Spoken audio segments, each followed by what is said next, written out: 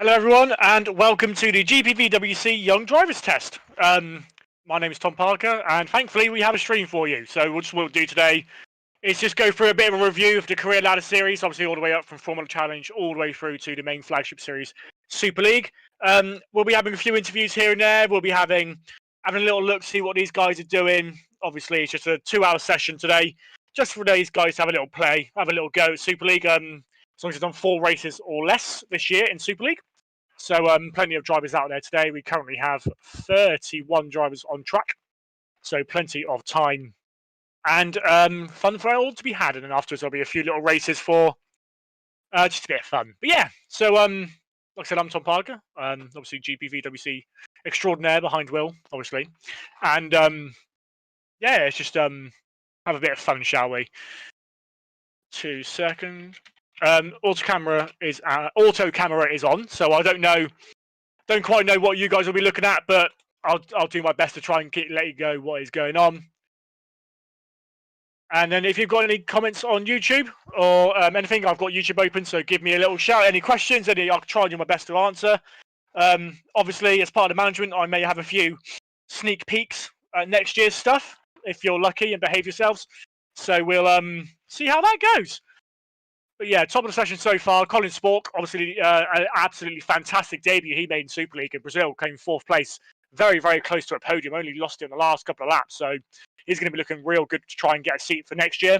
I know he's actually at the moment he's contracted to Edge in some sense. So we'll see where he ends up going. But yes, a few drivers that you'll recognise on there. You've got Sandeep Singh, who's done a few races with Cosmo YTF1 this year. Darius Andre, who did a couple of races in Formula Challenge this year. Simon Frelick, who's done started off one of the real highlights of the season, really, for me. Someone who started in academy, won a couple of races there, did real well, loads of second places, bless him. But then he's ended up in Formula Challenge and ended up coming second in the standings there. So really did a great job, actually, towards the end of the season. And yeah, just lots of other drivers who've made various appearances up and down the career ladder, all the way through from Super League down to academy. Obviously, the format we have here in GPVWC, obviously the career ladder, starts off with your academy series, which is where you prove your worth, show potential teams what you can do, and then you have Formula Challenge, which is the lowest rung of our main career ladder with Formula 3 style cars, and then we go into Super Cup, which is then one more step up. Super Cup, a bit like an F2 car. Super League Lights, which is basically a baby Super League, basically like a Formula 1.5 as we put it. And obviously our main flagship series in the Super League, where the big boys always want to go and always want to win. But yeah, if you're interested in an interview, come along, and I will be able to drag you in. We'll have a chat about your season.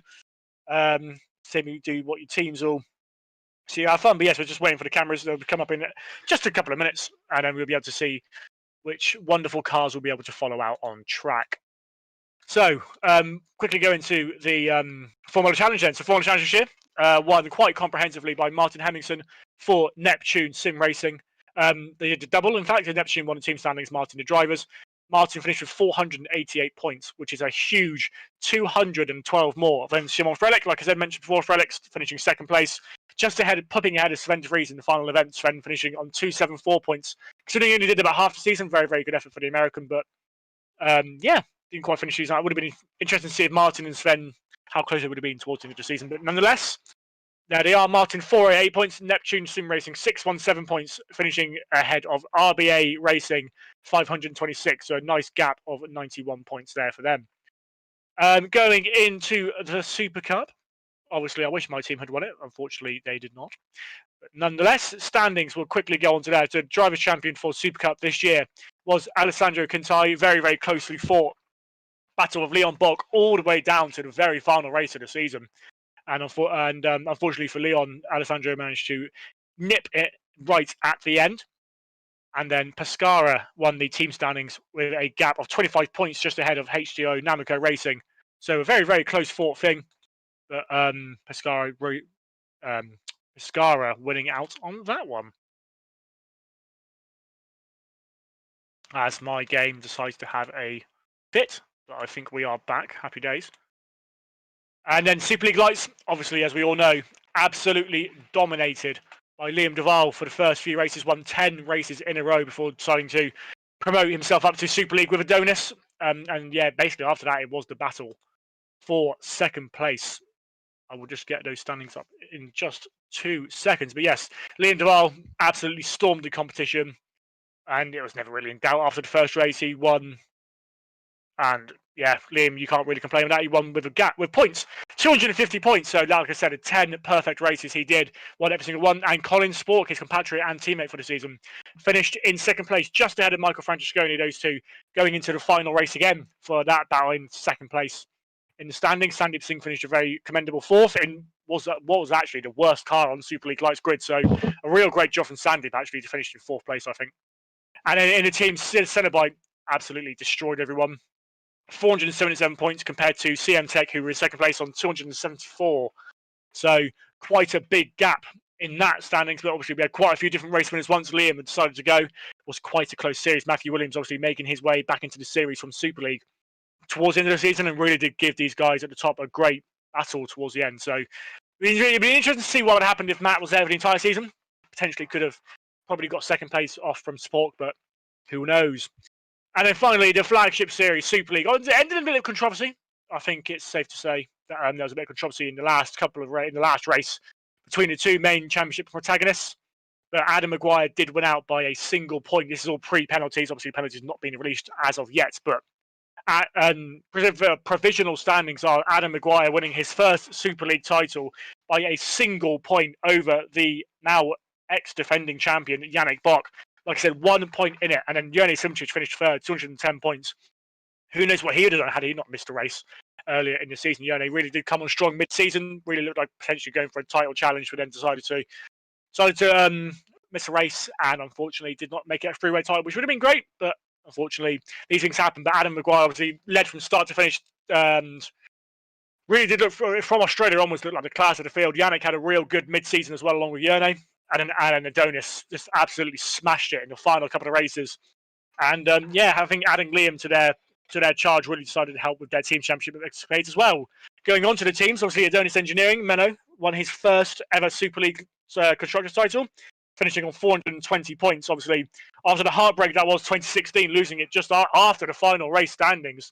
So finally won his first title. I'm sure Menno was absolutely elated. I know, having spoken to him before we come on air, he's obviously was absolutely delighted to be a champion.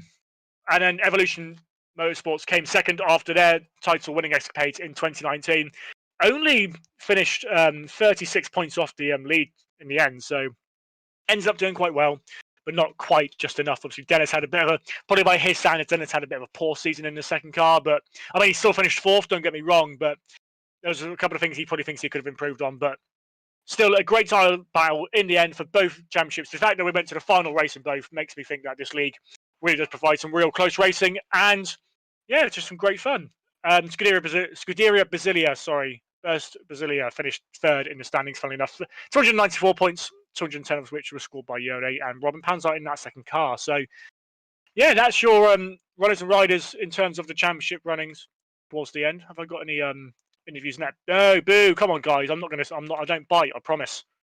Yeah, we'll just see what's going on here. So Colin's still top.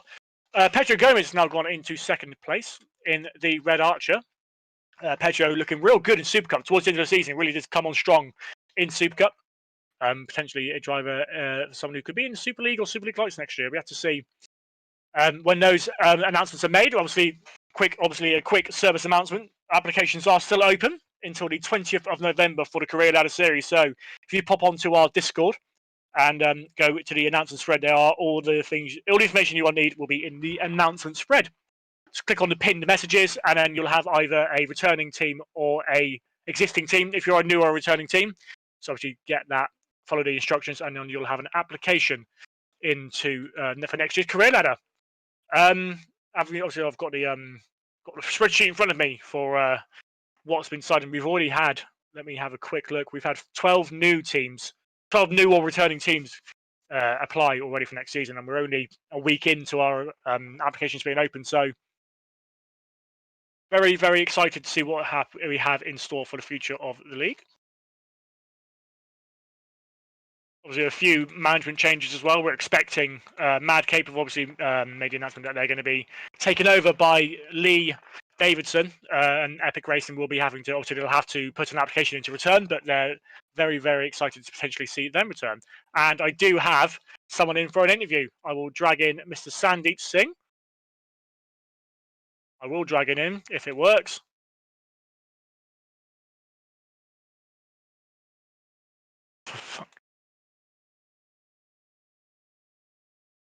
And either my internet's gone funny or my Discord's gone funny. One of the two. Come on.